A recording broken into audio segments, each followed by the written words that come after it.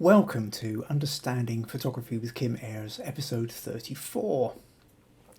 On tonight's show, I'm going to be talking about a shoot I did for Tony Bonning. Now, let me just pull that up. He's a musician, children's entertainer, storyteller, and we did quite an amazing photo shoot in the woods. So I'll be talking about that. Then after that, I'll be onto the critique section. We'll be looking at Becca has sent in this picture and is wondering, she was trying to get the backlight through the autumn leaves, wasn't quite happy with the crop that she was doing, and so is wanting a little bit of feedback about that. Hayes sent several photos in, but basically I don't have time to go through all of them, but essentially they mostly were around a theme of a beach, and she was looking for a little bit of feedback and ways she could sort of improve these photos. Another similar sunset with silhouettes came from Kazia, who again created this shot and was wondering if she could do anything different with that. She sent me the raw file, so that's given me a couple of ideas to play around with. By contrast to the silhouettes, VG was busy creating shadows, using not only the camera to take the photo, but the camera as the subject of the photo as well. So she was having a lot of fun exploring that, but was looking for a few more bit of feedback on how she might sort of improve or work around a couple of things on that. Stacey found this lovely old mill, took a photo, and is wondering about ways she might have done anything differently with that. Vigintus took this photo of the bench by the river, and again is just sort of looking for general feedback. And Rosie has got a new lighting set and was doing some photography for Five Kingdoms Brewery and a set of new t-shirts that they've got, and she wasn't totally happy with the way the lighting had gone and was wondering if it could have been done differently. So, packed programme tonight. Now, as always, I'm here live on Facebook, so leave your comments, let me know you're here. Let me know where you're from. It's always good to know where else in the world you are, especially if this is your first time here. Yeah, so that's live Facebook. Or alternatively, you might be watching a recording of this on Wednesdays. I record this as I go out live, and then generally speaking on Wednesdays they get uploaded to YouTube. So you can always go to youtube.com/Kim Ayres and you will find all the previous episodes, the previous 33 that have gone out. I mean, alternatively, if you watch something live tonight and you still think, actually, what was that he was talking about? I'd like to go back and double check. You can always do that. If you enjoy these, if you feel that you're getting something out of them, there's always the option to contribute towards the podcast by buymeacoffee.com/Kim Ayres. It's not compulsory, but it is always appreciated. Right, I think that's pretty much the general housekeeping out the way. Oh, sorry, hitting the wrong button there. I will just check to see if we have any hellos. Oh, looks like a couple of people have come in already. My wife said hello. That's always a good start. Maggie's in the kitchen next door, keeping an eye out, and will let me know if suddenly anything goes wrong. Kazia says, hello Maggie, hello Kim. Great, glad you can make it along, Kazia. Stacey, good afternoon. Kim and Maggie, it's a beautiful sunny day, although only 50 degrees, not like last week. You kind of have to say 50 degrees Fahrenheit, because Stacey is in America, in Pennsylvania. And the reason you kind of have to say that is because VG is usually watching from India, where you can sometimes get up close to that kind of temperature in centigrade or Celsius. Becca says, evening, bit late to the party, just finished work. Not too late, you're here. Glad you could make it, Becca. Robert, howdy from Texas. Anne and Robert, glad you could both make it live tonight. Sharon Coulter, hi everyone, first time visitor from Leeds. Welcome along, Sharon. Glad you could make it along. Olive Melville, hi from Terregles. Not too far away then. Glad you can make it, Olive. Rosie Chilton, hello Kim and everyone. Glad you could make it, Rosie. Roz says, hi, Kim. Oh, I'm glad you could make it too, Roz. I was doing a photo shoot with Roz's daughter, Ellie, just last week. One of those strange things where, because of the current climate, you have to be out. I'm only doing outdoor shoots, but because I live in Scotland and it's winter, you kind of got to watch out for the weather. So fortunately, some friends of ours have got this huge, great barn. One side is sort of all completely open, so it's so you can be outdoors while at the same time being under shelter. So we spent the day mostly wrapped up. Periodically, Ellie would sort of take the layers off to do the photo shoot and then put them all back on between shots. So that was a lot of fun. Anne comes in. Hello from Dallas. All right, that's Anne with Robert and Anne. I'm glad you could make it, Anne. Sarah says, hello, newbie here from Kent, UK. Looking forward to this. Great, so glad you could make it along, Sarah. And Rosie says, hi, Sharon. Oh, okay, so Rosie knows Sharon. This is all good then. Or is at least being polite. So, yeah, that's great. Oh, got an Emma Louise, sorry.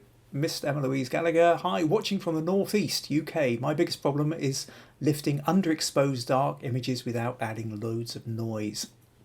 Yep, serious problem, that one. I tell you what, one of the best things you could do for that, Emma, is maybe send me an example photo. Show me a photo that you've played with, but also send me the original. And then we can maybe include that in next week or the week after's podcast, and I can talk a little bit more about that, because I think problem of noise in the shadows when you try and bring the detail out is something a lot of us can identify with. So that'd be probably quite a good topic to discuss at some point. So glad you could make it along, Emma.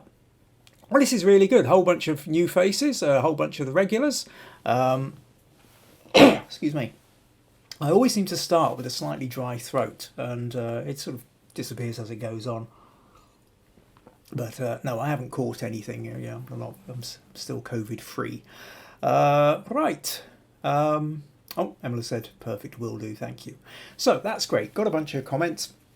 Always really nice to know that I'm not just talking entirely to myself, because from my perspective, I'm just sitting in a room with a computer screen in front of me and a little webcam. So it's very much a one-sided conversation, but it feels so much better. It doesn't feel quite so one-sided when I get the questions and the comments going on. So that's brilliant.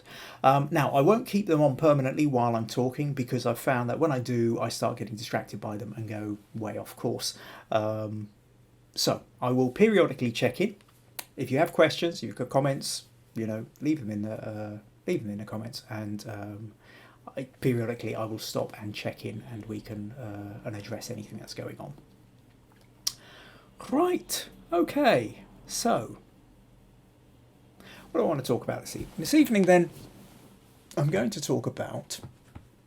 right, okay, let me close a couple of other windows here, and then go over here, open that, and flip over.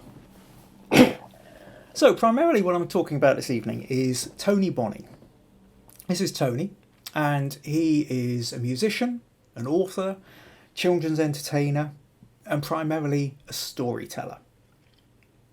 And I first met him roughly about this time 15 years ago. I'd sold my web design business, I'd moved down to southwest Scotland, and I had every intention of becoming a writer, not a photographer. At that point, my photography was just quick snapshots like anybody else. I wasn't really doing much with it. Half the time I would cut people's heads off, or it would look like there was a plant growing out their ear because I hadn't taken the background into consideration. But by and large, it was snapshots. I wasn't really looking much at photography. My plan was to become a writer. Now, a year later or so, a couple of years later, I started suffering from tiredness. A lot of fatigue that was unexplained, and over a couple of years, eventually I was diagnosed with ME, or chronic fatigue syndrome.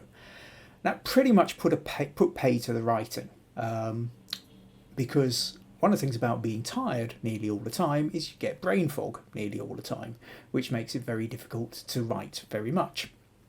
moments of lucidity, moments of clarity, but not enough of them. However, before that happened, I had every intention of becoming a writer, and I shortly moved down to this corner of Scotland, and there was a storytelling workshop. My wife found it, she saw an advert for it, thought it would be right up my street, so I went along, and it was being run by Tony Bonning. And it was all about, well, telling stories, from traditional stories to creating stories, and it was a lot of fun. It was really interesting. Now, while the writing didn't work out, one of the things about it really was that it powerfully influenced my outlook on the world. I started to realise that the world is, or the way we view the world, is essentially just through a whole series of stories. We create narratives, we create characters. Very rarely do we actually see people as they truly are. We see people in a character role that we assign them.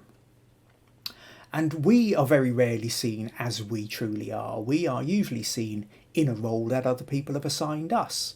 And sometimes we're quite happy with those roles, and sometimes we are really upset about those roles that other people, the boxes that people will put us in. Somebody else decides that because of our accent, because of our colour of our skin, because of the way we dress, because of our income or educational background or our social standing, that we are X, Y, and Z, rather than the rich, fully complex beings that we all are. None of us are defined by one single element. We are multiple and complex. All these ideas started coming out, all these kind of almost philosophies of ways of being I started looking at. So whilst I never really developed the writing in the way that I wanted to, when I started doing photography, it really started feeding into the photography. And of course, all the regulars who sort of come back here each week have come to realise that I'm always banging on about what's the story of the photo. And I will talk about that again tonight on some of the ones that have come in. And so the thing about, so this was about 5 years ago. Tony got in contact to say he was needing some updated photos. He needed a whole bunch of different kind of photos. In fact, actually, we didn't start off with this one. We did a set of photos where he has a whole bunch of different characters. He does tours around the country. He goes to schools. And he needed a lot of photos, and so we sort of did a sort of studio setup where we, white background, and then basically sent him through, he would sort of set up different characters, different, and by doing it all white, what it allowed for was that you can cut them out really easily. If you're doing posters, if you're doing flyers, you can just extend this white in any direction and write under it or over it or, by the side of it, however you want to do it. So it's a very simple setup.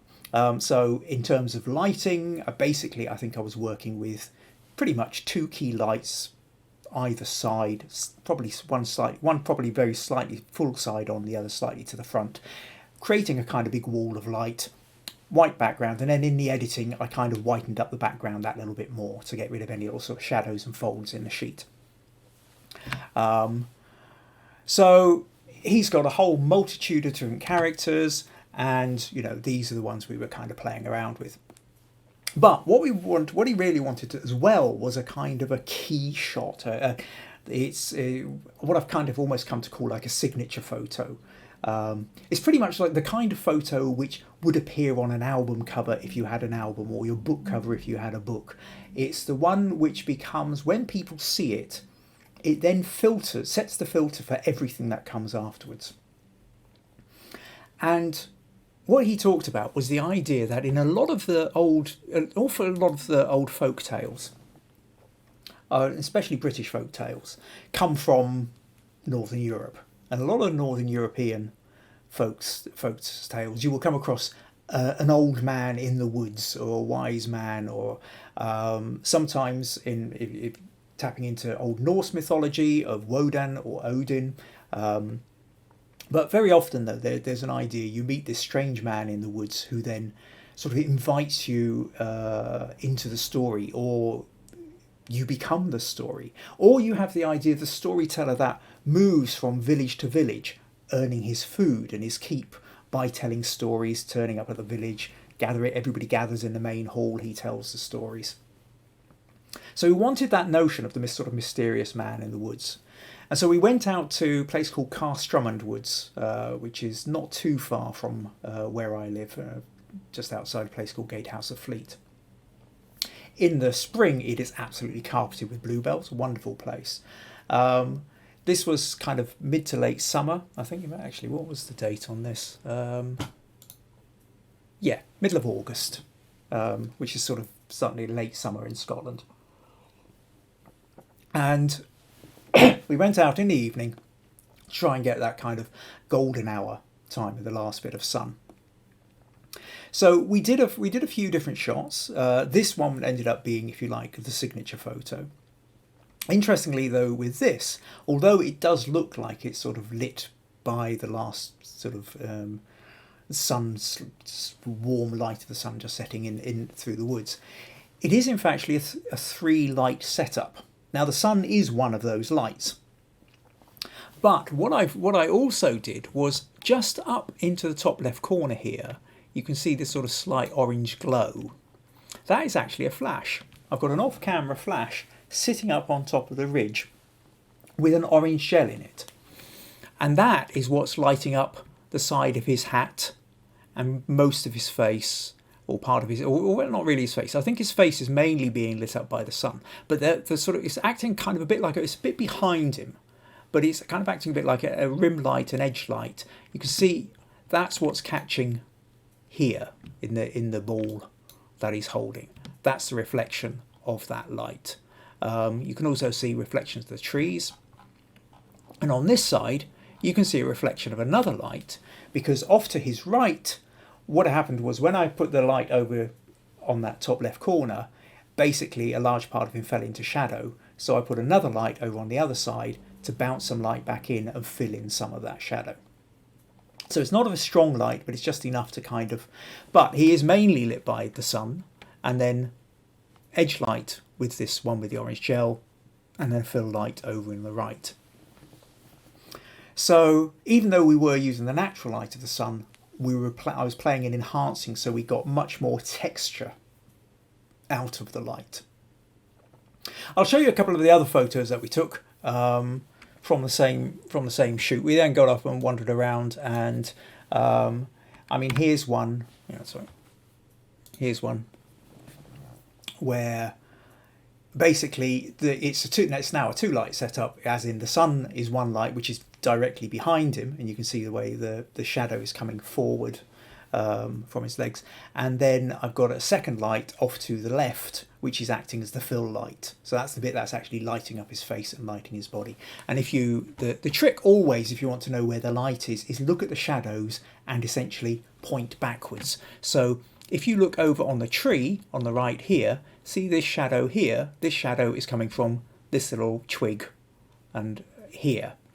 So the twig is slightly in front of the shadow and to one side, so if you follow that back in that direction, you'll then be able, and also the other thing is you can see from the shadow on his hat as well. So if you sort of triangulate those back, you can get a pretty good idea of where I placed that light.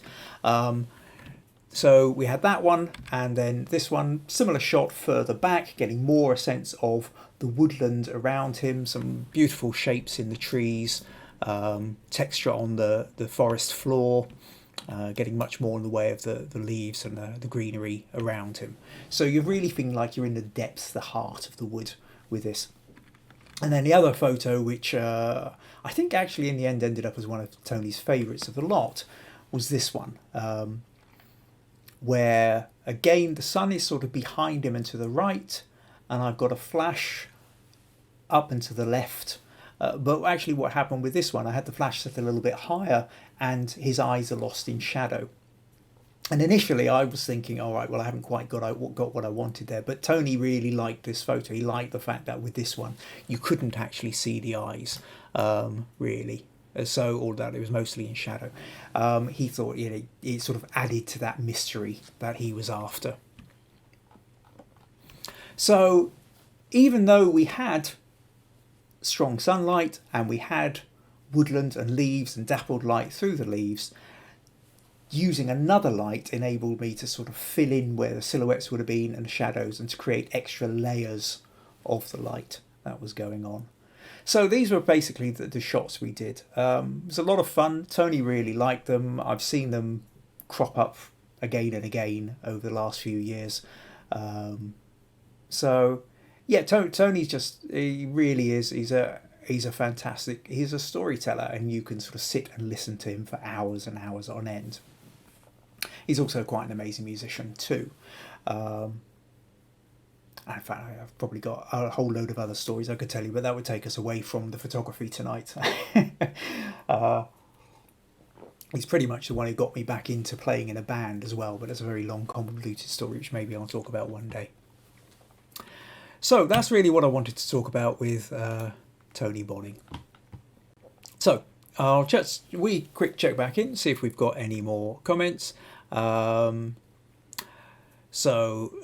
Stacey, those here from the US want to wish you all a happy Thanksgiving. Stay safe and well. Of course, yes, Thanksgiving this Thursday in the US. Happy Thanksgiving to all you from the other side of the pond.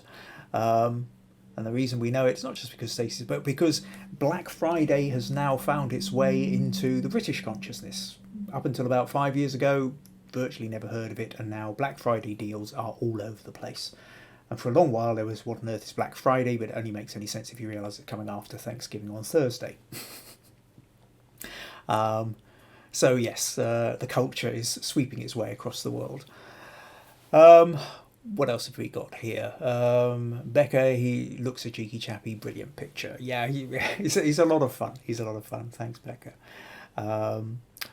Stacey says photography and painting are a way to express yourself. And Rosie said, what type of lens did you use for Tony's shots? Let me just think. So that's a 50mm, that's 70mm, that's 30mm, that's 54mm. Okay, right, so I'm using my 24 to 70mm lens, which actually is sitting on my camera at the moment, so I can just show you. It's this one, Canon lens, 24 to 70mm. So this is kind of, if you like, my workhorse lens. This is the one that's on there most of the time. 24 gives me a reason. It's not quite wide angle, but sort of bordering on the notion of wide angle, but you're not quite into the elements whereby it's distorting yet. If I want proper wide angle, I have a 10 to 22mm lens, which then gives me that really nice wide thing. Zoom, it sort of takes me so far, but 70mm isn't that far. If I want a proper zoom, I've got 70 to 200mm, which gives me the proper zoom. But so the 24 to 70 is a good kind of mid-range lens. It's also f2.8, so for those who are sort of into that lenses, allows me a wide aperture of 2.8, which has its advantages, particularly for doing portraits, which is largely what I tend to do. So hope that one answers you, Rosie. Yeah. Okay. So that's the sort of first part. So what I'm going to do now is I'm going to move on to the critique section. So the critique section, now this is the bit where you get to ask the questions, you get to send in your images. So last week I made mention of the fact that basically pretty much all the photos that anybody was sending in turned up on Tuesday, which didn't give me a lot of time before last Tuesday's podcast to actually start working out any ideas or answers for people. And lo and behold, people seem to have listened, and I mean, I think almost immediately Becca sent me in a photo. And you know, during the course of the week, different people have sent in photos. So I actually got quite a packed bunch tonight. A few people sent in more than one photo. I'm afraid I'm not, given the amount that I've got, I'm only going to be doing one each for you. So I've got 7 different photos or photo shoots to talk about, to go through this evening. So the idea is, with the critique section, is that it's your chance to, if you join the group Understanding Photography with Kim Ayres on Facebook, and then submit your image. and then let me know where you're having problems with the image. And then I will use my skills, knowledge, experience to do my best to help you move forward.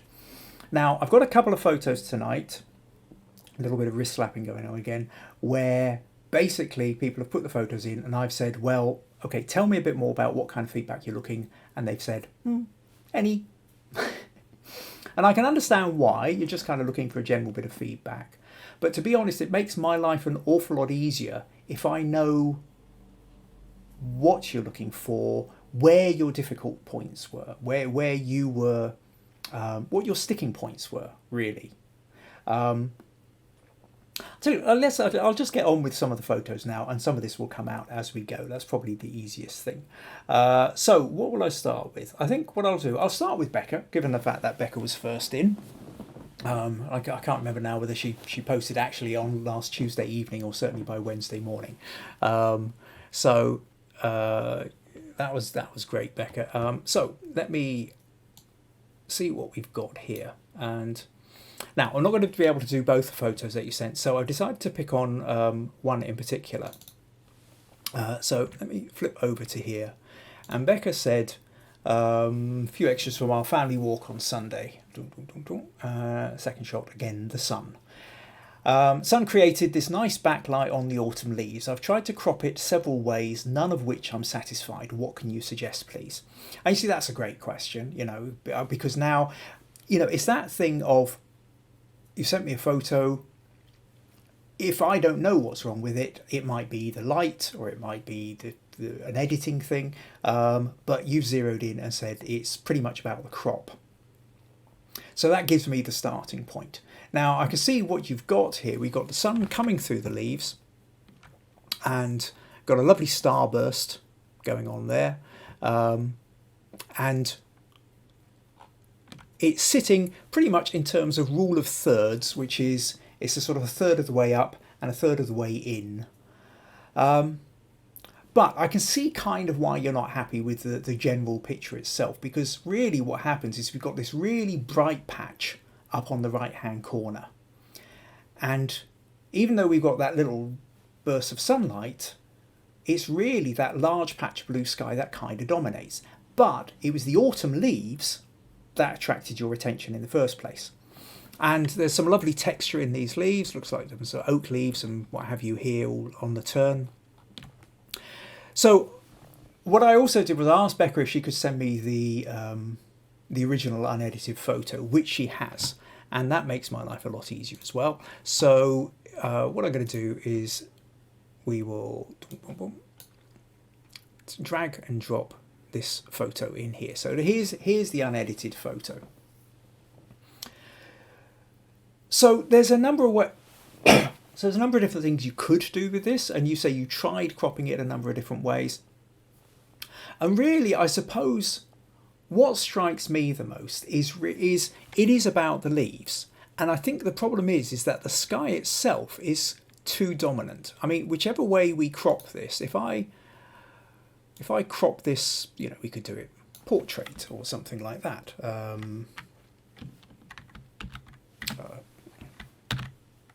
So hold on a sec. That's what I'm trying to do. No. Hold on a sec. Undo. Right, I seem to have suddenly lost my ability to. Nope. Okay, bear with me one moment. Let's go back to here. Let's start again. Right, that's what I meant to do. Okay, suddenly press the wrong button and you can't go backwards, right? Okay, so, you know, you can do something like this whereby you've created a long one, but again, the sky seems too dominant. So my feeling with this is that actually what you might want to do is come in much closer. So if we were to crop it, say, something like that. Now, let me zoom in here. Now we've got this sort of sun, again, sort of rule of thirds, roughly, you know, roughly a third of the way across and a third of the way down. Now, it is quite dark in here. So at this point, what I think you need to do are other things. So what we really want to do is lighten that up. So first thing I will just do is I'll go quickly into Camera Raw, which allows me to make a whole bunch of changes fairly quickly. And if I take this, I'll take the highlights down a bit so that sky isn't, and then I'll bring the shadows right up.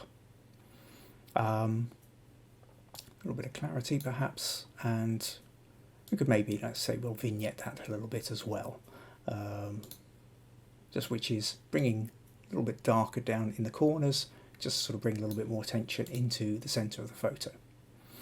And we can see that that's sort of lightened things up. And in fact, actually, I could almost repeat that and make them a little bit brighter again. Now, interestingly, for those who are wanting to, for those who've noticed, this starburst effect here, where we've got all these lines shooting out, this only tends to happen for those of you who are using a DSLR, if you're on a narrow f-stop, if you're on a high level, you know, an f16, f11, f8. Basically, the higher you go with your f-stop, or the narrower you make your aperture, the more you get this kind of starburst effect. It's kind of like doing the opposite of bokeh. For those who love those kind of really soft outer focus things, you go for a wide aperture, and that gives you lots of little sort of blobby light bits in the background that really appear soft and pretty. When you really narrow the aperture, actually what happens is your light sources tend to sort of, or certainly your main light source will tend to glare out, and you'll get these kind of beautiful starburst effect. So if you're ever wondering how you get the starburst effect, really go for a narrow aperture. Anyway, that's a sort of slight aside. I think, but what I think happens now, you see, is that we've got much more in the way of, we can see the leaves, which are the kind of interest. There's all this colour here. There's a little bit of sky up here, but it's not dominating in the same way. Another thing you can do, I don't know whether you might remember, Becca, from a few weeks back, we're talking about that technique, I've already forgotten the name of it because I think it's used in several different ways, where what you do is you blur and overlay. So what I'm going to do is blur this a little bit like that, and then create, then I'm going to change the way this layer interacts with the last one and do soft light. It's made a little bit dark, so in between these layers I'm just going to get the levels and move up the midtones a little bit like that. Now, to show you, I'll just group those. You can see that, as well as what it does is it's kind of made the colour slightly richer, slightly softer, slightly dreamier. But what we've really got now is we've got all the texture going on. You know, you can see these oak leaves, beautifully different colours and everything else, and the light shining through, but we don't have the the sky dominating in quite the same way. So as with all these things, there's a whole bunch of different ways you could have gone this, and I'm sure you've explored quite a few of them, Becca, but I suppose that's kind of the one that, you know, I was playing with this earlier, and I think that's the one that kind of I felt worked best for me, was to just, if it's what made you pick up the camera and point it in that direction was the way the light was shining through the leaves. So don't worry too much about the sky and whatever else is around, kind of zero in on the leaves and the way the light is hitting them. Another thing to do is even zero in on the bit where the light isn't, where you're not actually seeing the sunshine. And you can see that if you come in to sort of here, there's also, well, maybe not that far, there are all sorts of interesting textures and light and everything else around hitting leaves. So you don't necessarily have to have the sun in the picture either if you're wanting to bring out the textures. But if you are, you know, again, that rule of thirds is as good a point as any to have it. So I hope that helps, Becca. Gives you a couple of ideas to play with. Right, okay, let's flip back and close that. Right, what have we got? So, laughing face from Becca, and the problem is I've been chatting for a while, so I'm not entirely sure what it was you were laughing at. Anne says, I invested in a 24-70 lens and have never regretted it. I use it all the time. Yeah, I so many people I know that I think once, if the more you're doing the photography, I mean, if you're getting the 24-70 2.8 f2.8, it's an expensive lens. It's not a cheap lens. And unless you've got a very expensive camera, it's quite possible that the lens will cost more than your actual camera does. Yeah, it is quite an investment, but it is a very good lens. And like I said, it does become the kind of workhorse lens. It's the one that sort of ends up being on there most of the time because it does get you most of what you want. Unless you're kind of do macro, or you're trying to do wide, or you're trying to do super zoom. But those are specific kinds of photography. You use specific kinds of lens. For your 9 times out of 10 or your 8 times out of 10, the 24-70 is almost like the perfect range, I think. Okay, Stacey says, I like the layering effect and the textures, good edit. Thank you, Stacey. Becca, beautiful, thank you. And VG says, good evening, everyone. Oh, good evening, VG. Glad you could make it. So for VG, 8 o'clock here, which means it's about 1:30 in the morning where VG is. So, glad you didn't sleep through, but don't worry, VG, I've not started talking about your photos yet. Right, okay. So next then, what shall we move on to next? I think what I will talk about next is let's go to Vigintus. I hope that's how you pronounce your name. I'm not entirely sure, and I apologise if it isn't. But this was one of those where it was a little bit of I said, now let me see, let's just pull that up. Vigintus put this photo in with just a smiley face. And at this point, I wasn't sure whether he was looking for feedback or just saying, hey, I've created a photo. So I asked what kind of feedback he's looking for, and he just said any. And this is what I mean, kind of where it becomes a little bit more difficult for me. Unlike Becca, who said it's the crop she was interested in, I'm not totally sure what. So we can talk. And this really, I suppose what it comes down to is the important bit, what I think is worth talking about particularly, is what's the story? What's your story when you take the photo? When you pulled out the camera, there was something about this scene that you thought, that's what interests me. Now, what I'm looking at here is a bench by the side of the river.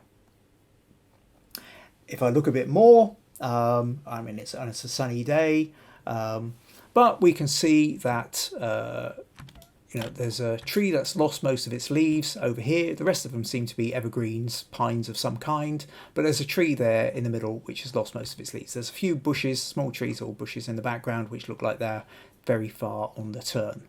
And there's some dead plants here, dead reeds in front of the river.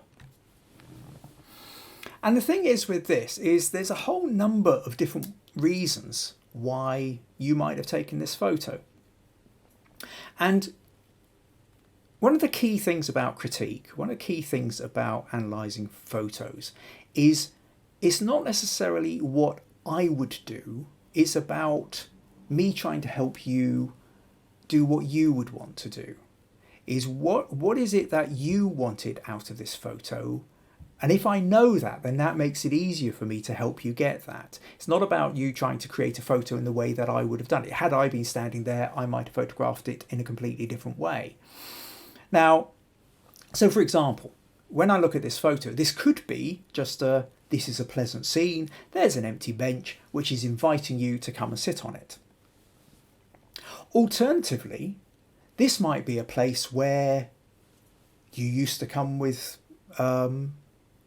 when you were a child, you used to come with your grandfather, and it was a favourite spot, and your grandfather has passed on, and now every time you come here you see the bench, but the empty bench is the reminder of the loss of favourite grandfather.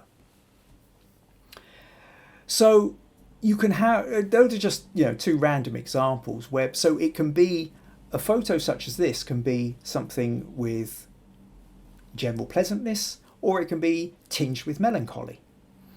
The notion, when you've got like a dead tree and you've got dead reeds in the foreground, are they just coincidental?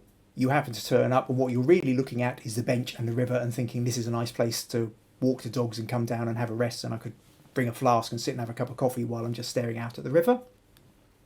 Or has it been deliberately taken during the winter with the notion of the dead leaves and the reeds in order to express that point of the melancholy?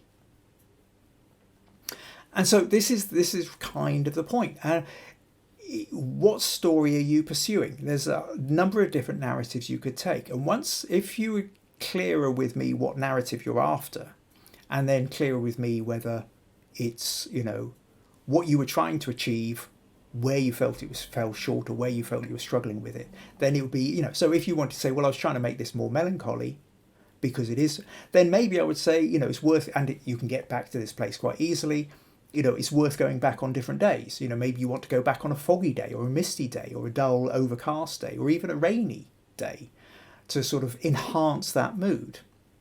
Alternatively, if it's about, this is a really nice place to come for a picnic, maybe you want to come back during the spring when you've got, new life and a nice warm, or if it's really about the shapes and the textures and the curves and the shadows, then maybe you want to go back there around the golden hour, which is that sort of either the hour before sunset or the hour after sunrise. That's sort of just after the sun is come above or about to dip below the horizon. The light tends to have a kind of more golden yellowy quality to it, hence the notion of the golden hour. And if you do that, then that adds a certain warmth. And again, there's a slight difference between dawn and dusk. If you turn up at dawn and there's still dew on the grass, there's some quite often, even though it's, at sunrise, there's a different quality to the light. The light is sort of sparkling in the sort of moisture in the air. By sunset, that moisture all tends to have gone, so you get particular colours, but you don't get that particular quality. So, as you can see, there's a whole bunch of different ways you could go about that. So, really, I don't know that there's a lot I can do with this photo without knowing much more of what it was you were trying to achieve. So, whilst there's maybe not much help in terms of crop here, lighten that, darken that, and there you go, it's a better photo. I mean, it's not a bad photo, but I don't know what I'm supposed to be looking for. And I think that's the real key with this, is to just understand the story. What is it about this place that made you want to take a photo of it? And once you understand that, then you start thinking about the other aspects that can come in and enhance that story. Because every aspect of it is either enhancing or detracting from the narrative you're trying to tell. So if you are, for example, trying to tell a tale of melancholy and loss, whilst the dead trees and the leaves off the trees and the dead reeds add to that story, the bright sunny day detracts from it. If you're trying to talk about a nice place to go for a picnic on a kind of warm day, then the sunniness of it adds to that, but then the dead reeds and the dead tree detract from it. So I hope that helps. I think it's a really important conceptual point that photography isn't just always about the editing and the cropping. It is very much about the concept. And once you start to really understand the concept and the story of what it is you're trying to tell, then I think it allows you the freedom to create a much more interesting photo. So I hope that helps. Right. Okay. Quick flip back. Right, Stacey says at 1 a.m. my brain is too tired. Yeah, well, mine usually is too. VG is amazing for being up at this time. VG says, you are better with narratives than us. Yeah. No, I think what I'm trying to do is I'm trying to draw out what you already know this. There's an element whereby you already know this. What I'm trying to do is clarify it for you. It's not that I'm better at narratives, it's just maybe I've got a clearer understanding of an approach. And that's really what all this is about, you know. I think that notion of the story, notion of the narrative is really important, but we all have it. We all have it. There's, like I say, every time you pick up that camera, there's a reason why you decided to take that photo, even if you haven't consciously thought about it. And what I'm trying to do during these series of podcasts is to try and help you become more aware of that. So next time you pick up your camera, you are aware of it, or you start to become aware of it. It doesn't happen instantly overnight, but continual reminders and continual practice, you get better at it. Right. Okay. So next photo then. And in fact, actually, well, it's probably similarly, Hayes came in and she sent a photo in with, she said, well, in fact, actually Hayes sent in about 6 photos. And I said, well, you know, what are you looking for? What's your favourite? You know, and she essentially said, well, pick one of them and feedback on the concept and the shot itself. So, again, so a kind of a random one. There were sort of several to pick from. So what we've got. So I thought, well, okay, what can I say about this? Now, the first thing that you've got is what we've got is we've got a sunset at the beach. So we've got water, we've got sand, we've got trees on the horizon, got the sun disappearing. Now, the first thing I would say about this photo, Hayes, is that everything's drawing you to the middle of the photo. And actually, the middle of the photo is kind of the dead zone. You might have heard of people talking about the notion of rule of thirds before now. I was starting to talk about it a little bit earlier. And the idea with that is that you tend to find that things that are off-centre very often have more of an appeal than things that are in dead centre. And it's quite a sort of long story. I talked about this back in, I can't remember, it's either the first, second or third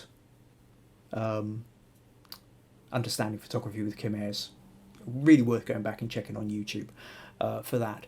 Where I've talked kind of quite extensively about the notion of cropping and the notion of rule of thirds. It's not that you always have to have it, because other things I've gone on to talk about is when you don't have to worry about rule of thirds. But in a case like this, I think what happens is it's too balanced. You've got the horizon line dead in the centre, and then you've got the sun dead in the middle of that. And that in turn, I think, is just meaning that we're drawn into the middle, and it's kind of too safe, it's too comfortable, it's not really going anywhere. When things are off centre, you sort of add a little bit of tension to them. You sort of things that don't, so you tend to sort of look at them a little bit longer. So probably the best. Let me just show you a couple of things what I mean by that. So if I take this and rather than having that in the centre, I put this sun here. Now do you see that with the sun sort of about the horizon about a third of the way up and the sun off centre, it just becomes slightly more interesting. What's also quite good here is that we've got this wave, the edge of the water is creating a little diagonal that's then running up to the sun. But what I've now noticed is that there's actually footprints in the sand down here. So let's go back to open this. What if we were to maybe make a little bit, because actually I think the fact that you've got footprints in the sand coming away from the sun, just heading down here, that's part of the story of this. It's not just sunset on the sand, but there's footprints in it too. Now there's a lot of sky here, but there's not really a lot happening in the sky. So rather than cropping it like I did just there, where we start off with mostly sky and a little bit of sand, I'd be tempted to do it almost the other way round. So what we do here is something more like that. And now what? Let's just crop that up a little bit more. Say something like that. So, because again, I like this diagonal. The diagonal is another thing where it sort of adds a bit more tension into it. And if you have a diagonal going into the corner of the photo, that always tends to works quite well as a quick compositional technique as well. So now what we have is we've got this line coming up from the corner, taking us up to the sun, but the sun isn't in the center, the sun is off to one side and it's higher up. But we've also got this line of footprints here. Now, in an ideal situation, you maybe try and enhance those. So I don't know whether, if I take the dodge tool, which is going to allow me to lighten the midtones, and I'm going to sort of lighten up that sort of reflected patch of sun on there. So it's going over the footprints, and then take the burn tool, which is going to allow me to darken the shadows. And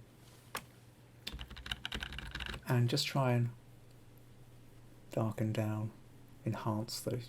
It's not fully working. I would need to play with it a little bit more, but in essence, it's okay. What if I just try the curves here for a moment?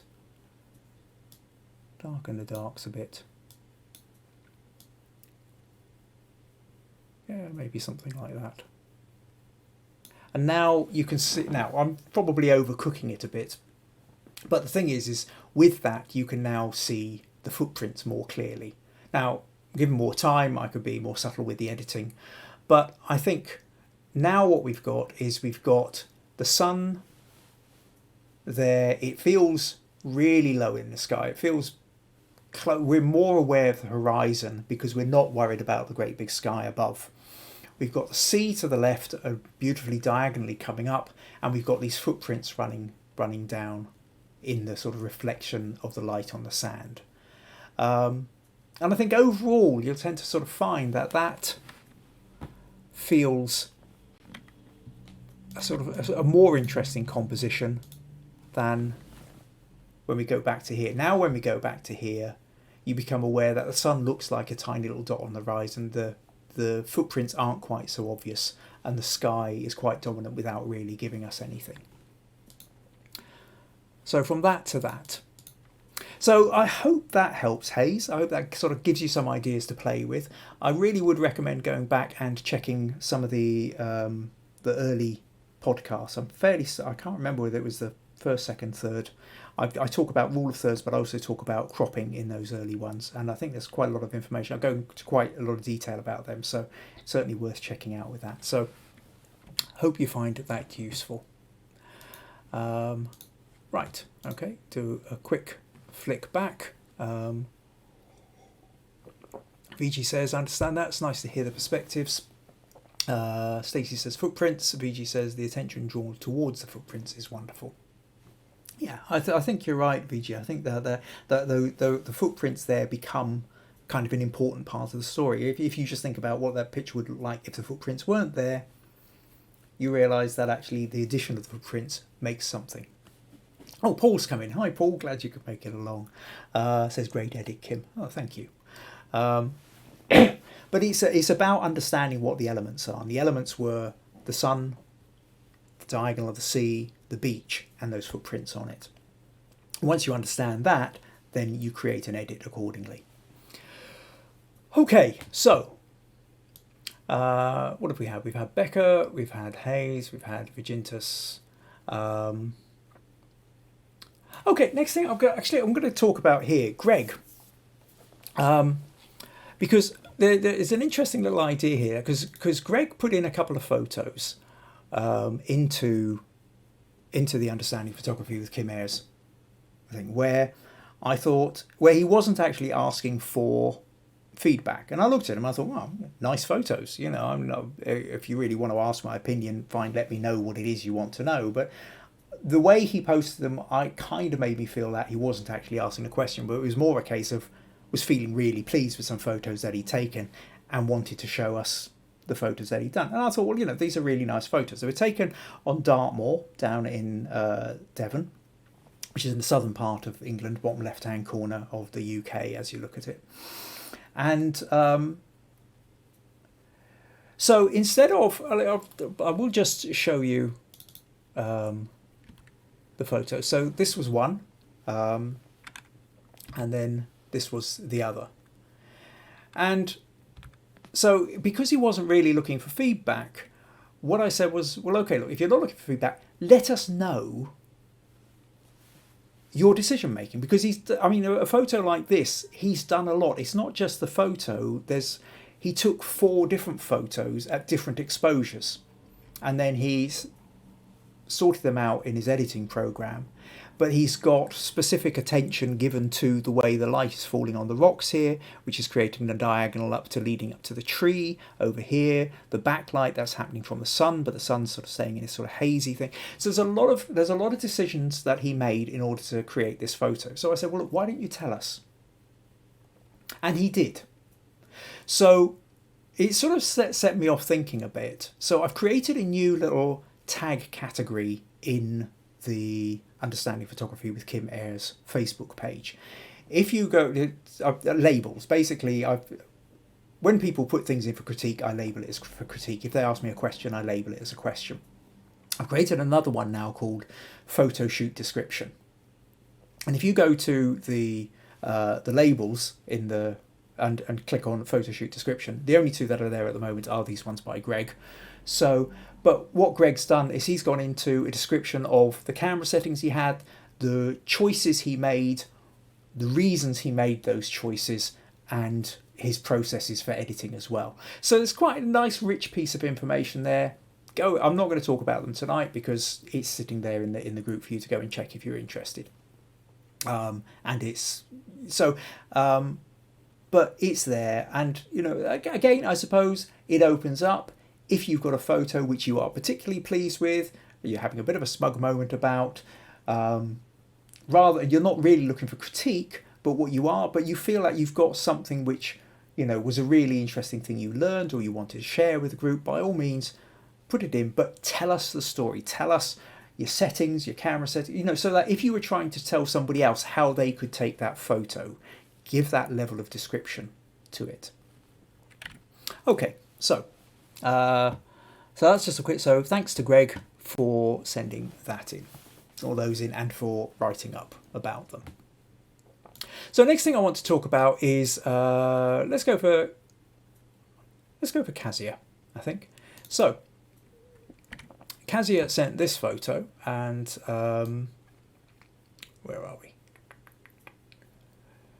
She said, "Good morning, I hope you're okay. Had a bit of a play with the picture below. I tried to make the most of a beautiful sunset the other day. What's your opinion of it? What could I have done better? Thank you." So she's using an 18 to 55 mm lens, shutter speed of 200, aperture f9, focal length 55, ISO 100. Okay, so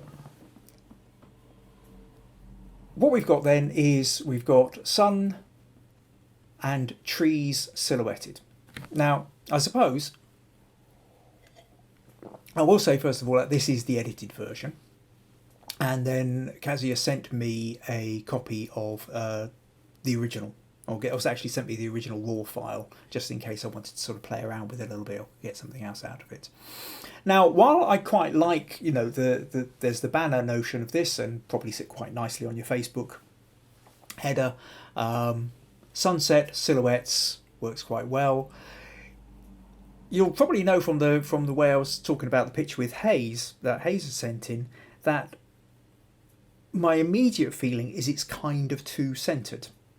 You know, the sun is smack bang in the middle, and I think you could kind of got away with that, except for the fact that then your horizon is almost smack bang in the center as well. I know it is slightly below, but it's not sort of below enough. And so what it means is, apart from a little pool of light around here, it's pretty much all blackness.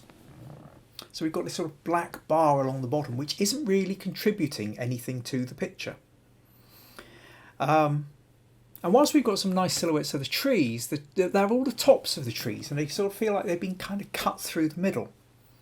So my feeling immediately is, depending on how the rest of the picture looked when the scene that was there, was maybe it would have been nicer if you'd been lower down and more of the tree had been above the horizon and actually had a lower sort of centre, you know, so that you'd have only had a small section of dark silhouette at the bottom, and then you'd allow the trees to sort of really grow up out of the top.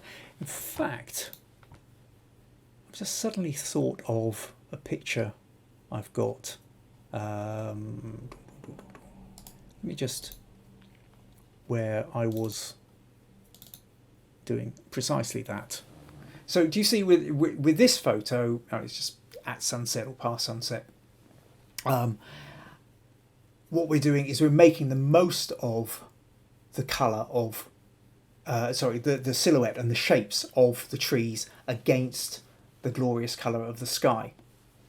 But because the dark part is only right, you know, it isn't taking up much, it's not taking up half of it, it's only taking up a small band of it. It allows us to make the most of the colours and the clouds and the textures. But really the main point that I wanted to get across was this notion of most of the tree being above the horizon.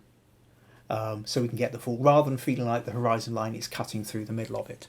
So let's just close that for the moment and back to this one. So let's open up your photo, your original, and I think that's this one here.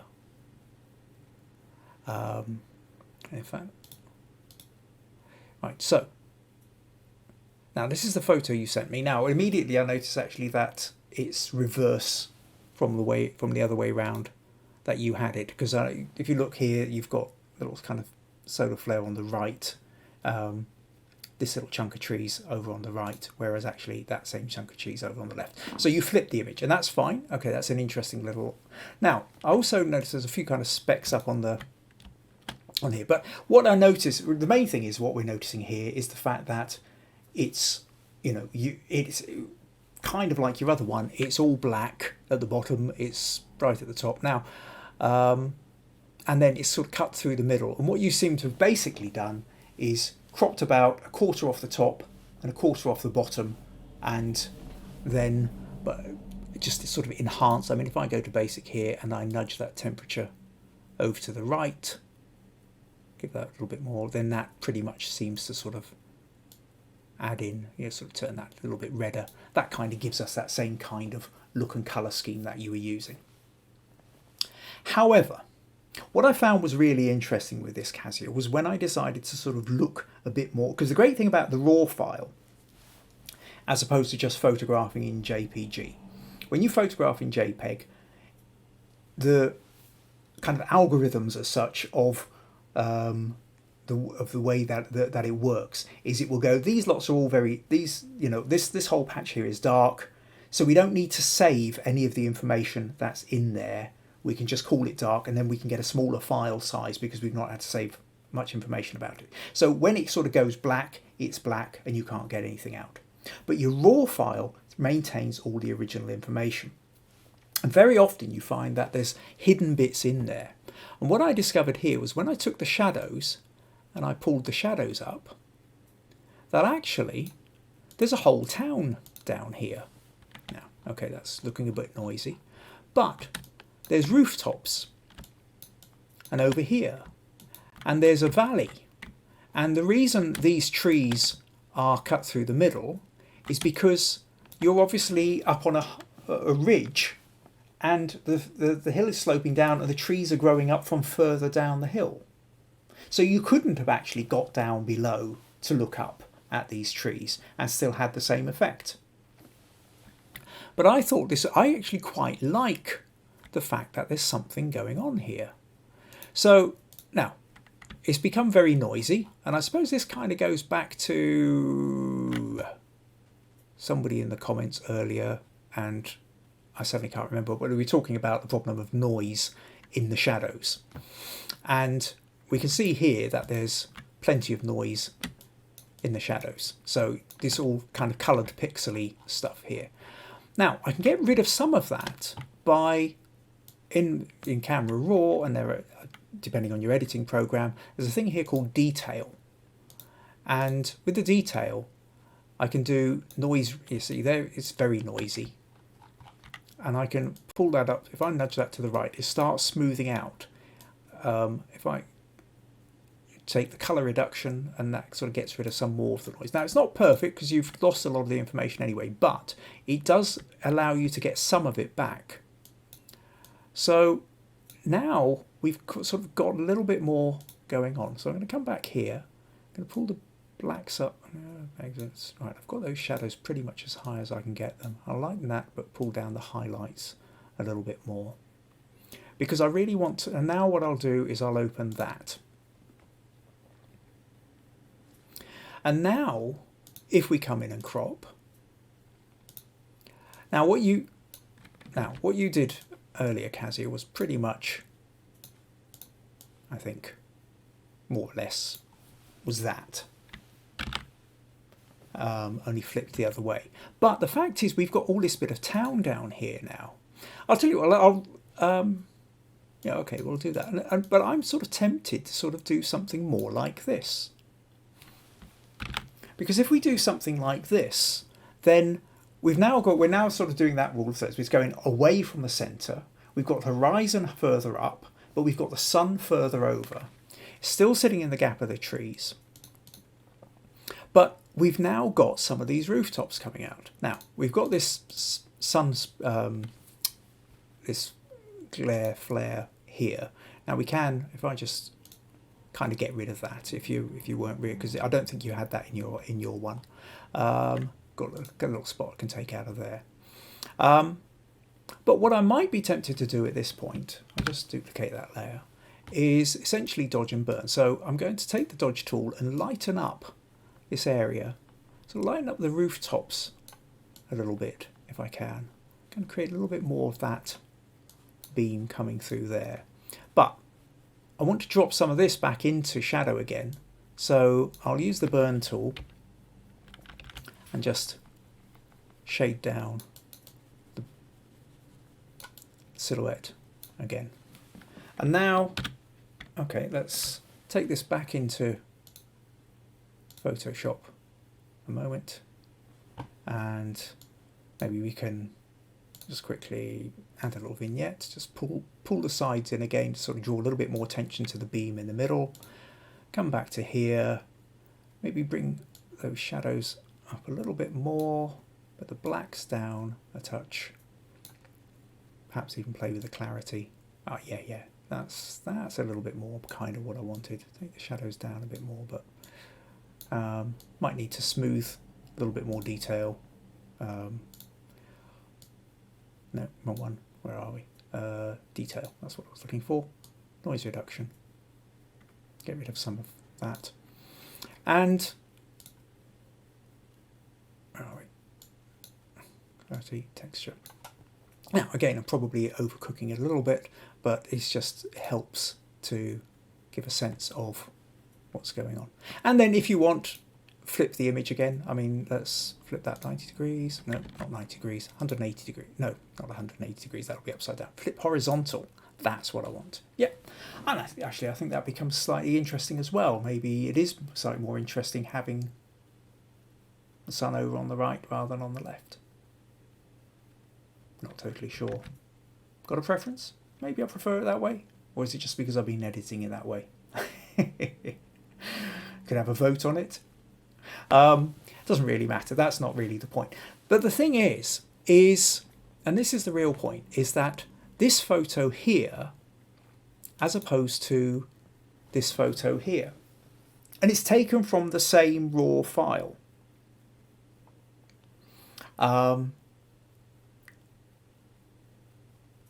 And it's two entirely different interpretations. And what you've done with your original one, Kazia, is you've gone for a banner and you've gone for a sort of roughly split in the middle and your sun smack bang in the middle with a few bits of trees sticking above the horizon. So, but the thing is, it is, I would say, a very flat image because it's basically you've got the sky or you've got the silhouette. It becomes very two-dimensional, even though you know the sun is behind the trees. But I'm not it doesn't sit comfortably with me, the idea of those trees feeling like they've been cut through the middle in the same way. However, when we go to this, you now become aware of the fact that this sun is actually shining, catching rooftops through a valley. We've still got silhouettes of trees, but we're aware now that the trees are further down. They're not, there's bits poking above the horizon, but there's bits that are still sort of visible below the horizon. And we've got that light coming through. And for my money, really, this kind of edit, I think, gives us a better sense of depth, really, going on. But it's also a totally and utterly different interpretation of your photo. You know, you might be much happier with your with the banner, and there's times when that banner would sit much better than this photo. This wouldn't work quite as well in banner format. But hopefully then, Kazia, it gives you some ideas to play with. That's really what this thing's about, is to help you sort of go, well, oh, right, I could have done it a different way. So I hope that helps. Right, okay, what else we got?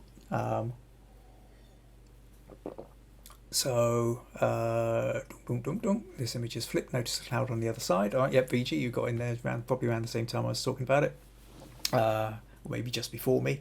Kazia says yes, a view from the top of the hill in the park. Stacey likes the colours, the oranges and reds. VG likes the view. Ray, oh hi Ray, glad you could make it along. Ray prefers the sun over on the right. Stacey likes the angle, and Kazia says, I love that edit, Kim. Oh, that's good. Really appreciate it. It works with my I'll work with my picture again. This looks just fabulous.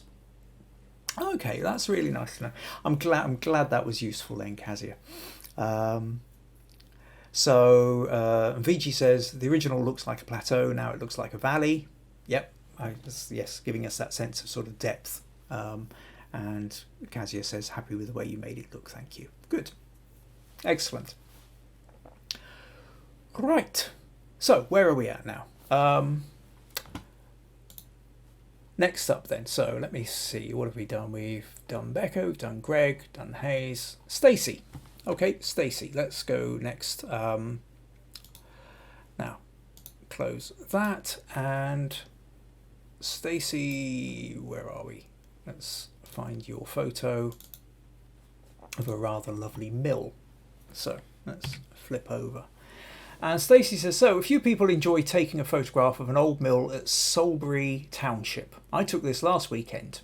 Anyway, I did not crop it too much and made sure the bright fall leaves are in the background. Did I do the mill justice? It's all about the aged wood, the water has algae, and the building itself is an icon in Bucks County. That's the story.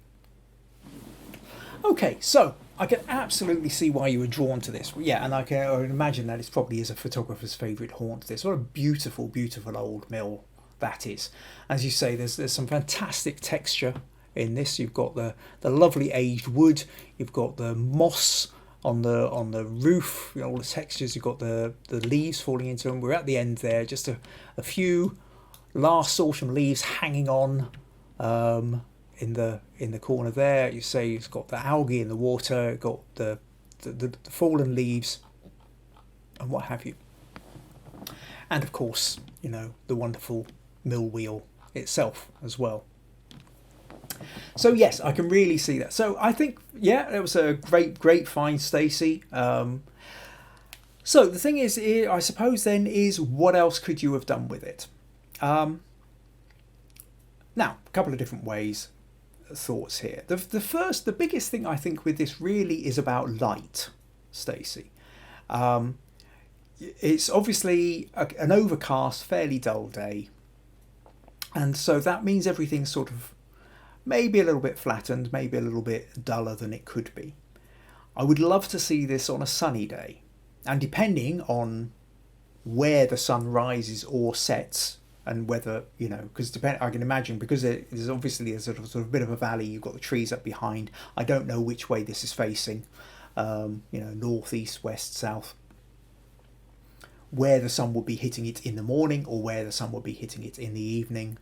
But again, that kind of, if there's a place where you get a bit of lowish sun, maybe cutting through the trees, hitting the building, casting shadows, I think that would make a huge difference to this. It would just raise this up to the next level. You've got the beautiful building, you've got the beautiful subject. So the question is how to do the subject justice. And without doubt, I think lighting is going to be the key thing that's going to raise this up. So I would very much recommend the idea of heading back at different times. If it's one of these places you can get to relatively easily. If it's 4 hours drive away, cut your losses. But if it turns out that, well, it's only 20 minutes drive down the road and you can go there, next time, the weather looks worth it. I can imagine this is one of those places where you could go back again and again and again, and under different lighting circumstances, you will get different effects. So that's your first thing, Stacey. The next bit, I suppose, I work seasonally. You've got. I do love these little sort of yellow leaves hanging on in the corner here. Does make me wonder how different this would have looked if you got in there 3 or 4 weeks ago. Just when the rest of the leaves were still on the trees but had turned. I think that too. So seasonally, or the other flip part of that is spring. Get in there as the new buds have just come out, as the new leaves, that beautiful soft yellowy green of new life, new leaves in the background as well, I think. And then if you can combine those kind of autumn leaves or spring leaves with a setting sun or a rising sun, you are going to be moving into the sort of magical territory. Next thing then, I suppose, is the angle. It's a good angle in the fact that you're not flat onto it, you're at it so that we can see two sides of it really clearly. Which generally tends to be quite a good angle for it. I do wonder, I noticed also in this picture, Stacey, that you've got a flag hanging just sort of behind here. Now, how much of the flag is the story? I know Americans tend to have a bigger thing going on about that flag than the rest of the world by and large. Is it really important, or is it getting in the way of what you're trying to do? I mean, to be honest, if that flag wasn't there, this mill could be anywhere in Europe. It is not necessarily to say that I think that, well, I could be wrong. I'm not an aficionado or specialist in mills. I dare say people who study mills would instantly be able to tell you when and where that was built and, under what influences. I can't. But, if you then moved to your left a little bit, that flag would just disappear behind the building. So it then wouldn't be a part of the narrative. Alternatively, if you stood back a bit and moved to your right a little bit, the flag would then actually be sticking out completely and you would be able to see much more of it. So you can see, to go back to like when I was talking right back earlier about that notion of the story, what story do you want? How important is the flag? The fact that I can see a bit of it means that it's now either contributing to or detracting from the narrative you're after. And does the narrative include the flag? It's not just something to think about. The other possibility with this is that notion of giving it a little bit more room to breathe. What you've done is I'll open this with Photoshop. What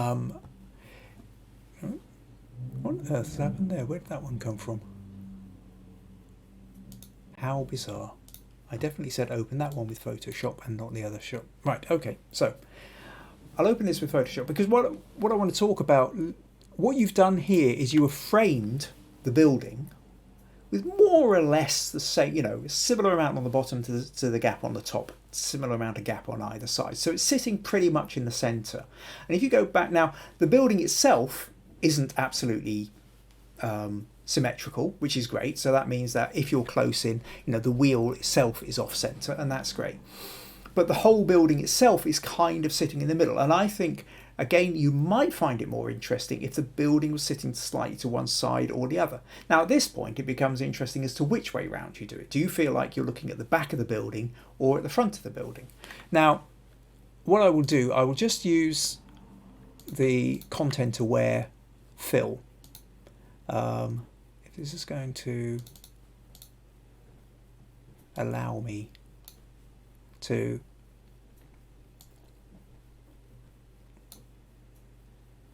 what are you doing? You're not allowing me to. You're playing silly things here. I did something earlier and I think I've sort of broken my content aware crop tool. and edit this one out of the YouTube video. Right, let's try opening that again. There are Photoshop, there are every now and again there's something where you accidentally, you're leaning on a button and you click something and then suddenly a tool that you were working with suddenly doesn't operate in the way that it did, and it becomes intensely frustrating. And one way or another I find my way back to it, and then I can never quite remember how I did. And now I've done that, it's still doing the same thing. Okay, you don't want to see me sitting here forever doing this. So let's just flip back and I'll talk it through at any rate, rather than trying to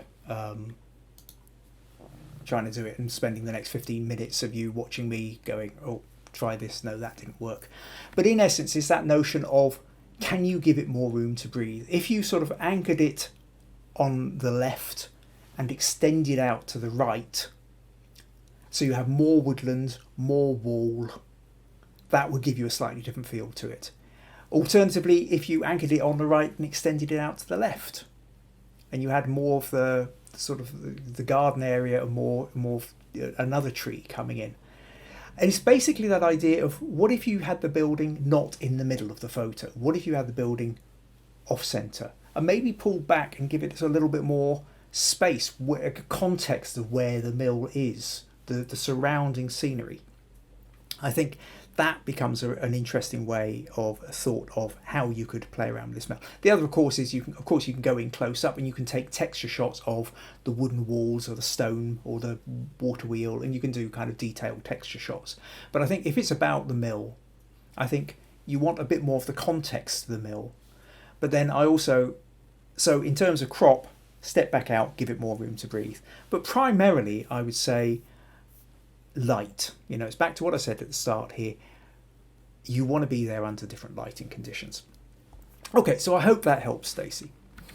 Sorry I wasn't able to sort of do a little bit more with the editing there. I've got no idea what Photoshop is doing. Right, okay. So what else have we got here? A couple more comments. Okay, so VG loves Stacey's photo, picture perfect. Becca, how lovely. Stacey, literally under a bunch of trees, and it was a dull day, and it's about 25 minutes away. Okay, 25 minutes away, that's close enough to be able to pop back there. VGs would love to visit. Oh, Baba Natia is a spiritual man from Ghana to help people with their problems like lotto and money numbers and work problems, and he's given a number, and gosh, we've been invaded by a spam person. So, okay, let's report this comment. What can I use? It's not nudity, violence, harassment. It's kind of harassment. Unauthorized sales, false news. It's not terrorism or hate speech. This is spam. Okay, yep, spam. There we go. Click spam. And we can ban Baba. Yep. Okay, oh, this picture's thing's still there, so let's delete it. Right, okay. That's the first time somebody's tuned in to one of our podcasts and actually left spam comments. Gosh, I must be getting somewhere. Okay, oh, Roberts, you have to click on the check on the right. Up top. Okay, let's just open that again. Ah, ooh, right, okay, and just go back to grid. You're a genius, Robert. Thank you very much for that. Nope, not that. Oh, did something else there. Okay, it doesn't matter. I will go back, but it looks like I probably found the right area. So thank you, Robert. Appreciate it. VG says, maybe we should all meet up sometime and take photos of the same subject. It would be interesting to watch the perspectives. Oh, well, that's absolutely true. We could have 6 of us all sitting in a line in exactly the same place, and we would all take entirely different photos. Might have to wait till COVID's finished and we can all travel a bit more, but yep, sounds like a good idea to me. Becca loves that idea too. Okay, What else have we got? Robert, oh, he likes watching me struggle in Photoshop. You're not alone. This is it. We are humans. We relate to each other. We all screw up. We all mess up. So yes, you're not alone. Right, Stacey, I'll have another shot. Okay, cool. Right. Oh, and VG says you're becoming famous, right? Because I'm getting the spam. I'm getting the spam comments. Yes, I'm now worth being invaded. Okay, cool. So, where have we got? That was Stacey. So, okay, let's go to VG, and then I will finish off with Rosie, because Rosie's one takes a little bit longer as well. So, VG now, VG was playing around with shadows. So using shadows and lights, wanted to do some shadow photography. Use the camera, which also happened to be the subject, by lighting up my mobile torch in a dark room. So let me just show you a couple of VG's photos. And where are we? So yeah, so VG did a couple of different, well, she's sent me edited versions, unedited versions. So, okay, let's show you this one. This is an unedited version. But basically, have we got the, no, not that. Yeah, there's the edited, VG's edited version. So using my hands, my profile, and as long with, so here we can see the edge of VG's face as well, and this one, the hand in a different position. So what VG's done is she has set the camera up, pointed it at the wall, and then she's used her mobile phone to put the torch on it, on the phone, to shine a light and create a shadow on the wall, and then taken photos of the shadow. So in a way, this is completely the opposite of the silhouettes we were talking about earlier. Earlier, the light source was the other side of the subject. It was so bright it made the subject itself look dark. That's what a silhouette is. This now is actually the shadow being cast. What I love about this is the fact that, you know, we can see the camera, and we can, you know, anybody who's got a DSLR instantly recognises that shape. The hand coming in to grasp the camera, sitting on the tripod, or the face, and we've even got the eyelashes getting a little bit of detail in there. And with this one, the hand is now actually touching the camera, but I must admit, I do love the fact that I love your bangles, VG. I think that the bangles coming down and the ring on the edge of the finger, I think there as well. These little kind of extra bits into the shadow create an interesting, there's an intrigue to the story here. You know, what am I looking at? I'm looking at shadow, and I'm looking at aspects of it. So kind of like shadow theatre, shadow puppetry in a way. There's, we can't see everything, and so the brain starts filling in the gaps. So I love the concept. I think it's a lot of fun, and I think it's brilliant that you spent time playing around with this. So what did you say? They're not as focused and sharp as I wanted them to be, but it was interesting to try them out. I used the texture to exaggerate the already stained walls, and used the raw edit to play around with the temperature settings. So it was tough to shoot in a dark room holding a torch in one hand with a 10-second shoot mode.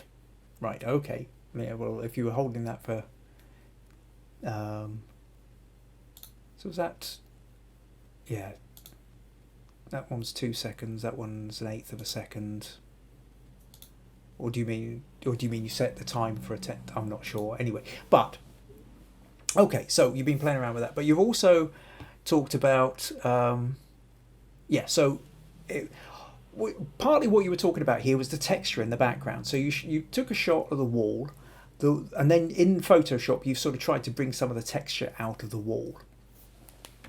Now you're on ISO 800 here, which has meant that part of the problem that you've got, I think, is that when you come to here, and because it's quite dark to begin with, it's already a bit noisy, and as you try and brighten it up, it becomes even more noisy. So if I just go to the camera raw filter here, we'll see what happens. If I go to auto, sort of brighten that up, maybe sort of take that up to a point whereby we can see the noise again. So then when we then enhance that with texture or clarity and things like that, it now becomes very noisy. You're getting more texture out, but the noise is high on that. So I can see. So if you can get a lower ISO, you can have play with an ISO of like 100 or 200 to begin with.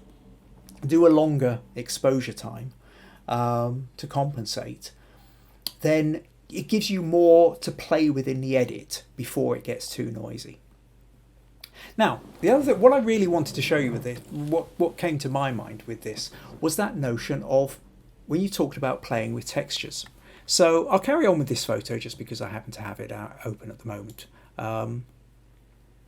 Now, do you remember last week, Fiji, you put in a photo of trees? We were looking up at the trees, looking up at the sky through the trees. And you talked about the fact that you had it was a dull day, you would have preferred more texture in the sky. And so what we did was we took a different sky, and then using the layer modes, particularly I think darken and multiply, it could have been multiply, we managed to place a sky behind it. Now what I want to show you here is essentially we can do exactly the same thing. So what I'm going to do is, say we go back to here, and if I take the curves, I'm going to brighten it up, create more contrast, but also darken down a little bit so we've got a blacker black. Might even work better with the brightness contrast, up the contrast, up the brightness, up the contrast a bit more. So we're ending up with a very kind of stronger shadow, but not worrying too much about the background. Now, what we then do is, if we take a different texture, now we might take an existing wall texture. So supposing we take something, let's just, let me open this one. Right. So here we've got just a kind of whitewashed stone wall. And if with this, I then go to darken, multiply, something like that, then now the shadow is falling on. So let me just take those. Okay, that's, yeah, maybe I could even the curves a little bit more. You can then see part of the shadow kind of coming through the wall or something like that. So you can play around a little bit with how much you want to do the multiply, play with the texture. But you can essentially create another wall to sort of throw your shadow onto. Another option might be a brick wall. If I open, select all, copy, let's paste this over here, remove that, make that a little bit bigger, and then again darken, multiply. You can have the shadow falling onto a brick wall. So the thing is that if you're as soon as you're playing with shadow and you're essentially sort of acting off an area of dark, if the alternative is light, then you can add other things into it. So if you were trying to play with the texture on the wall, but you didn't really feel like you had enough texture that was already there to do something with. So you can always add something. Well, another option is to. Say you always have to, but it's another option. I mean, we could even just as easily do, if I just, let's open that, a bit of wood paneling.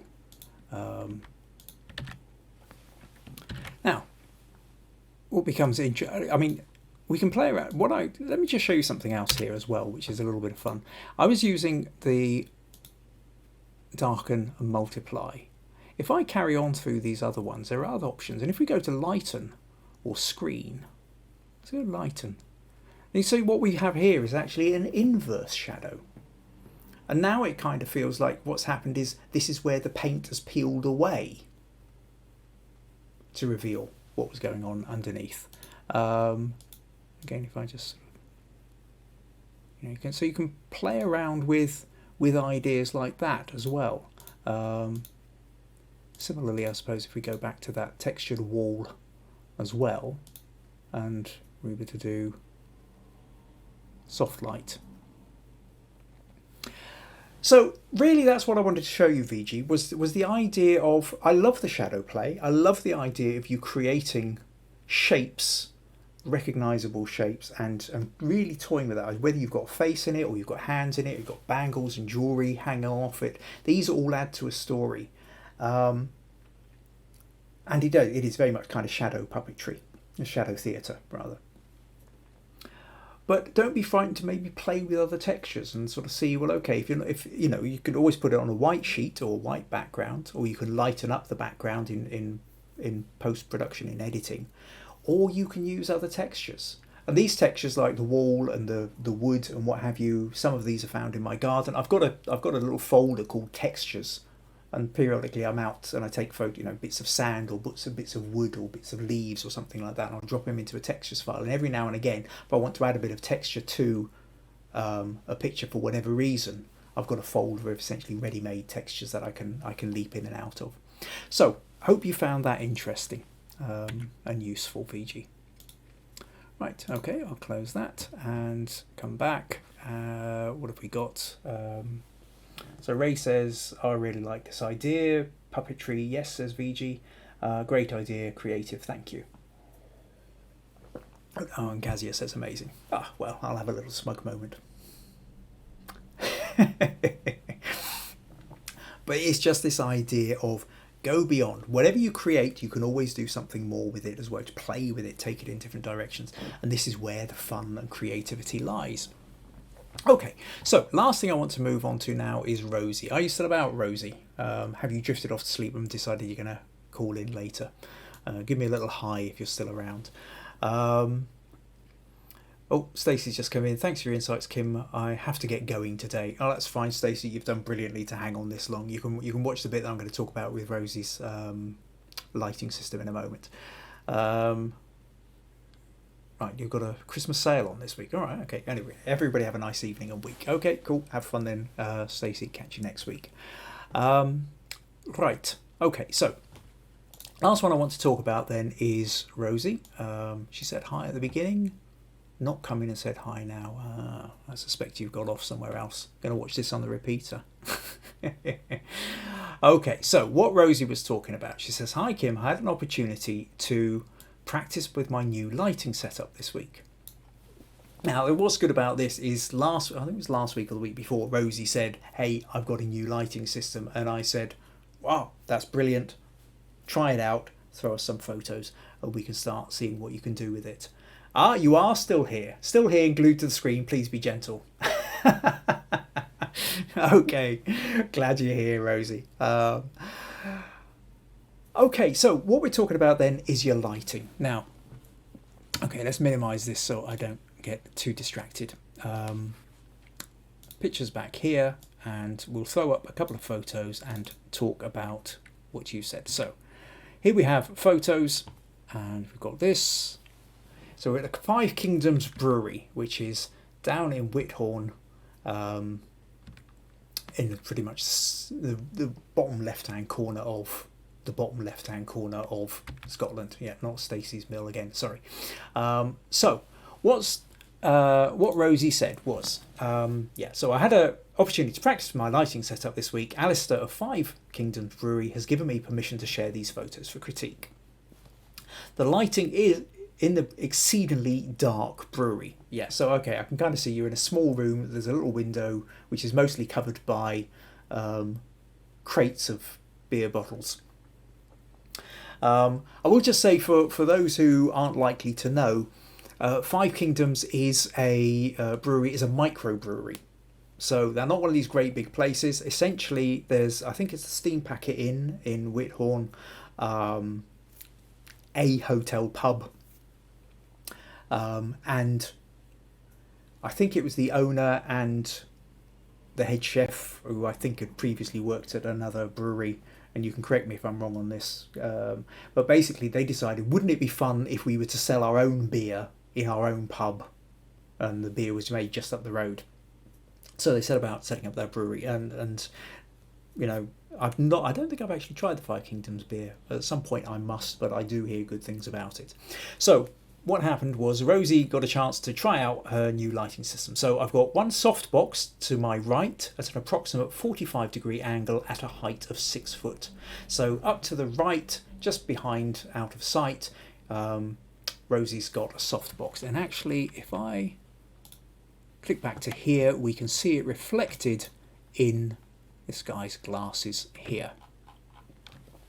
I tried to angle the and then to below, so down and to the left, she's got a lower light down, but with an umbrella on it, and the umbrella, the light is then hitting and then diffusing out and sending a softer light around.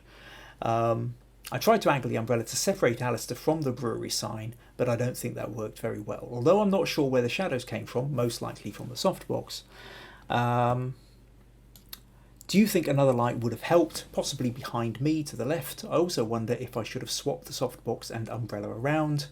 The photos are being used to advertise a new range of t-shirts. Okay, so this is what we've got. We've got the brewery, we've got Alistair here modelling the t-shirts, and they've gone down into the basement or the cellar or the room, basically, where we've got beer barrels, we've got a guy in t-shirts and the banner behind them. So off to the right, we've got big softbox. To the left, slightly lower down, we've got an umbrella. And so what strikes me about the lighting, because it's the lighting that you're mainly asking me about here, is that you've got both lights coming from the front, and you were trying to separate Alistair from the background a little bit, but it hasn't really worked. And the reason for that is because to do that, you really need to have a light between Alistair and the background. You essentially need a backlight.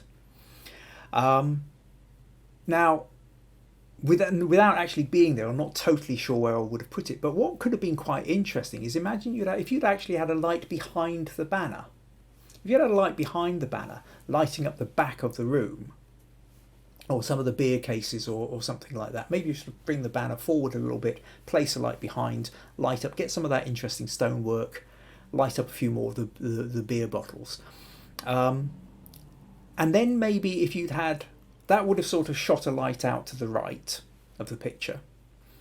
And then maybe have your main light source, perhaps the softbox, up and to the left. So you go with a two-light system, but he's essentially lit by one light, but then you've got a backlight sort of bouncing off the walls behind him. I can't guarantee, unless I was actually there to know whether that will work or not, but that would be the first thing that I would try out. And I think then you would separate him from the background. And this is what I wanted to, for those who wondered why I might have had a picture of Fitcher McAndrew up earlier, I pulled that up because I wanted to show you the difference backlight makes. When I went out to take, I talked about this a couple of weeks ago, but it's worth, back at the end of October, but it's worth repeating, that basically when I went out to take photos of potters, Fitcher McAndrew, in their pottery, in their workshop, this was, as I'm doing test shots here, this was the space, and this is just a forward-facing light. I've got a single light off to my left. Yeah, I think, but it's not very bright. In fact, actually, or is this even daylight? I think this might even be. No, I definitely have a light on as well. But you can see the overhead lights, which aren't there's the back wall. There's a little window here, which is about 4 foot away from a wall on the other side. There's not a lot of light comes in through there, and everything sort of falls into shadow at the back. I stuck in a second light. And then you see, I've got two lights, but they're really bright. And the light is getting to the back wall, and that's fine, except for the fact that it still feels kind of flat and the shadows aren't very interesting. But then what I did was I put a light outside the window shining back in. And now with this, I was able to create beautiful light. Now I've got an orange gel on it as well, so that it happens to look like sunlight coming in through the window. Obviously you saw from the fact that it was right next to a wall, sunlight would never get in there, but that's fine. We're all smoke and mirrors, we're all trickery in photography. But it looks almost like the setting sun coming through the window.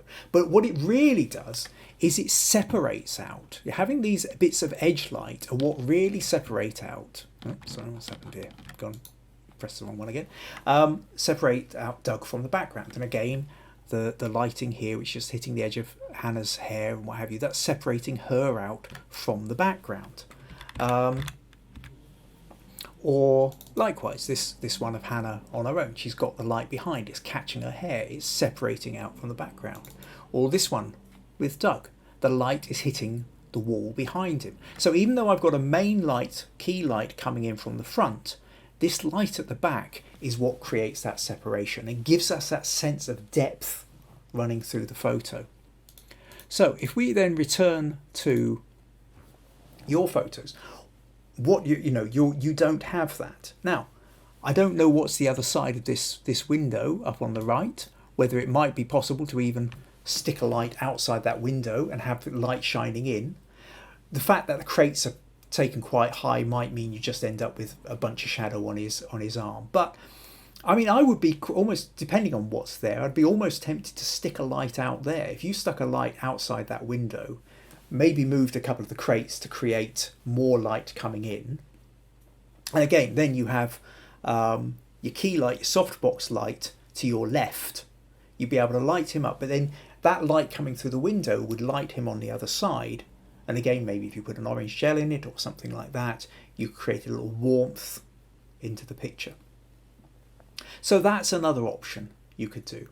I think if you're using an umbrella, generally speaking, the difference between a softbox and an umbrella is the softbox kind of contains the light, and when the light comes out of, it might spread out a little bit, but it's coming out from one direction. So it's a directional thing. The umbrella, when you hit it, diffuses and spreads the light wide. And so it's not directional. And because it's not directional, it tends to hit everything. Now, when you want to light up everything, that's fine. But if you are trying to create layers of shadow, the umbrella isn't necessarily the way to go. Softboxes, windows, hidden bits, these are the way to really start playing with it. Now, there's another thing where we can talk about concept ideas, which is where I think it's a shame that you've got all these wonderful beers that aren't really showing in, they're sort of locked away in the crates. In this one, we can see a couple of beer barrels. He's got the Kingdom, so we know where he is. But I mean, that photo that's actually on the banner, that's a lovely photo. That's a photo which is showing the beers together. And I kind of can't help but think that, here we're sort of close up, but he's holding up a beer. This one feels a little bit lackluster, like he's sort of, have you taken it yet? Are you wanting me to smile yet? It's always the problem. If you're photographing people don't like to be photographed. And, if you don't catch them straight away, their face starts to drop and they're kind of holding on to that smile, even without believing in what that smile in the slightest. I'd be very tempted to sort of, maybe you could take it outside as well, have a tabletop piled up with beer bottles, and then he's standing behind the beer. You can see the t-shirt's clearly visible, but you've got the beer in front. I think something like that might be an interesting one. There is also a thing which you tend to find when people are being photographed, and especially if they're uncomfortable about being photographed, if they can have something in front of them, like a table, they'll relax a lot more. It's almost like a shield, and they don't feel quite as vulnerable. When you're just standing there right out, you know what it's like, Rosie. You hate having your photo taken. And if you're just standing there wide open, you feel virtually naked as somebody is sort of pointing a camera at you. You feel very vulnerable. Sometimes if I'm photographing somebody sitting on a chair, I'll get them to turn the chair around and sit with their legs either side of the chair and allow them to sort of sit with their arm, because then they feel like they've got this shield in front of them, and instantly they relax a bit further. So I think conceptually you could play with that idea.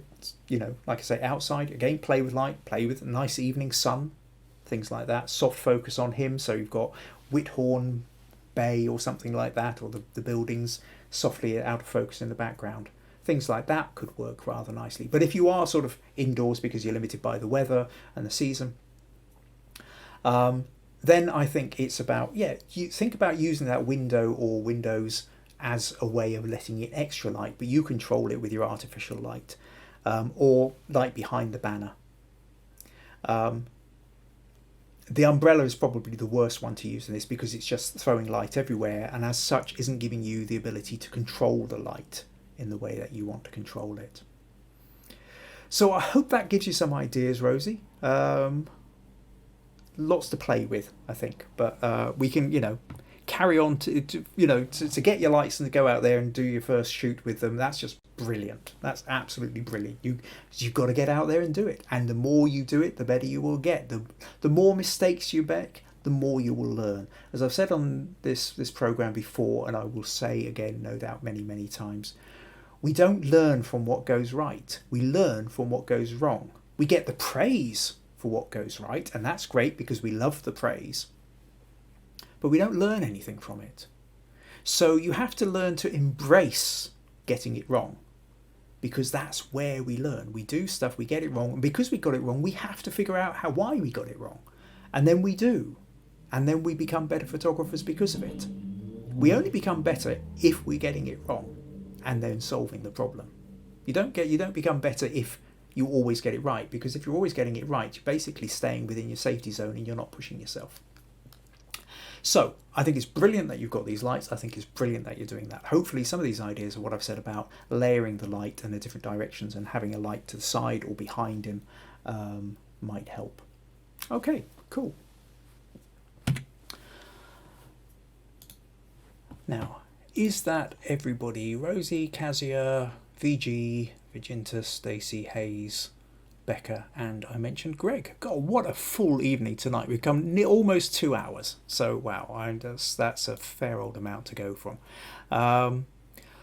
Okay, last comments. The umbrella was from Rosie. The umbrella was down at the bottom behind Alistair. Never thought of actually behind the banner. VG, yes, lighting is tricky. Somehow you have a knack of getting it perfect. I don't have a knack for getting it perfect first time. I've got experience where I now know where to start looking and make a start, but I virtually always take the first photos, look in the back of the camera and panic because it's not doing what I want it to do, and then I have to work around it, and that's very common. Robert says you might have been able to put a light behind the sign that he's standing in front of, perhaps pointing away from the sign to bring out the background. I think you must have dozed off when I said that, because that's exactly what I said, Robert. Maybe you had the kettle on making a cup of tea at that point, or just nipped off to the washroom. VG says the wind is lashing and the rain is pouring, the thunder and lightning. We are having a cyclone, and it is about cross tomorrow in Chennai, where I stay. About to cross, having a dramatic night and a great podcast. All right, wow. Best day I could dream of. Oh, good night all. See if you can get some nice cyclone lashing weather. That would be really good, VG. Okay, Kazia's good night, stay safe. All right, everybody's saying good night. Really enjoyed tonight. Rosie, many thanks. Alistair is very accommodating for modelling. I will endeavour to layer the light. It's been useful. Great. Okay, glad everybody's been enjoying it. And Robert is admitting that he did step away. Right, well, next week, actually, I'll tell you what, in 2 weeks' time, what I'm going to do, I think, is I'm going to do another challenge. Really enjoyed doing the rain challenge a couple of weeks ago. So next week, I think we'll go ahead and next week, I'll tell you what challenge we'll do in 2 weeks' time. So tune in for that one. And I think next week, what I'm going to talk about is photo shoot I did for Jeff Forrest, who's he started off as a willow weaver, but he's since started doing things in metal as well, and we created these wonderful hares which we shot at sunset and were absolutely plagued by the midges. So there's a whole story behind that. So that's what I'm going to talk about next week. So make sure you tune in to that. So thank you very much for all turning up. Yeah, there's 2 hours of your time, and appreciate all the questions. Make sure you get your photos in early for next week. If I get too many, then I'm going to have to start. It will be a case pretty much of first come, first served. So think about your photos, think about your questions, think about your stories, think about your sticking points, and put them in. And next week we'll have lots of fun working out how we can all improve our understanding of photography. Thank you very much for your time. See you next week. Bye bye.